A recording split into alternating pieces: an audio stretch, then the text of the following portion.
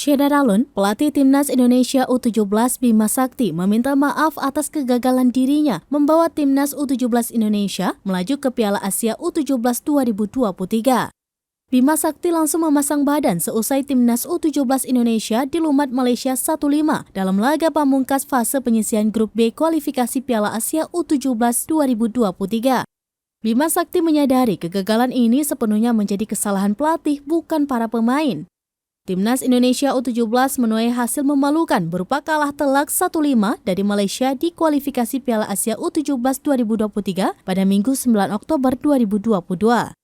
Kekalahan tak terkira dari Malaysia tersebut bisa dicegah andai Bima Sakti bertindak lebih cermat menghadapi musuh berat di level Asia.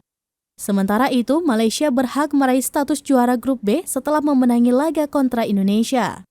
Malaysia memimpin klasemen grup B kualifikasi Piala Asia U17 2023 berkat torehan 10 poin dari 4 pertandingan. Dengan demikian, Malaysia dipastikan lolos ke putaran final Piala Asia U17 2023.